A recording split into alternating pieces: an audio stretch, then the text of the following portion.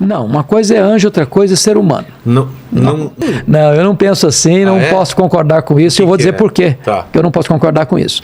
Embora muitos cristãos acreditem nisso, pessoas muito bem conceituadas acreditem nisso. Eu não creio assim. E vou lhe dar as razões.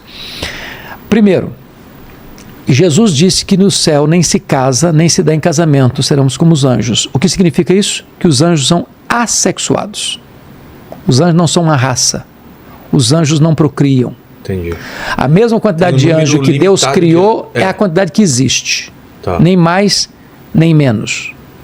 Então, anjo não tem relação sexual. Segundo, se hipoteticamente fosse um anjo tendo relação com uma mulher, o que nasceria daí é um ser híbrido. Quando você fala de um gigante ou de um anão, você está falando de um ser humano pleno. O que está definindo aí é a estatura dele, não a natureza dele. Então, o que o texto quer dizer lá, dos filhos dos homens se unindo com as filhas de Deus, é a mistura de casamento da geração corrompida de Caim com a geração piedosa de Sete.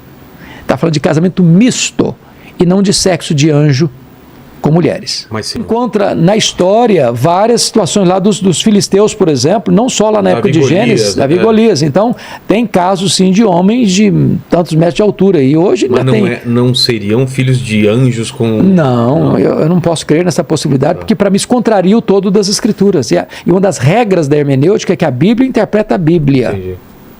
Bom, queridos, o pastor Hernandes Dias Lopes, ele agora traz uma palavra refinada sobre o assunto dos nefilins.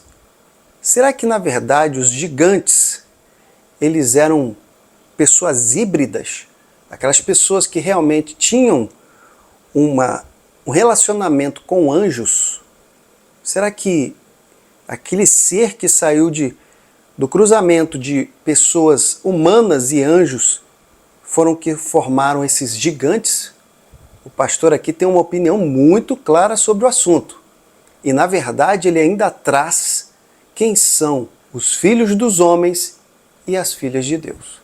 Bom, queridos, é muito sério o que ele falou e eu acho que nós precisamos falar sobre isso nessa comunidade que é uma palavra de Deus. Por isso, se você tem uma opinião, opine, compartilhe, se inscreva. Queridos, vamos reagir na palavra. Precisamos falar sobre esses assuntos para que a gente possa realmente desenvolver. Será que realmente os gigantes têm algo a ver com os anjos? Ou será que lá atrás, em Gênesis, quando falava sobre filhos dos homens, filhos de Deus, o que isso queria dizer? O pastor trouxe uma palavra boa, muito importante e muito decisiva. Por isso eu quero convidar você, reaja, compartilhe, se inscreva e até a próxima.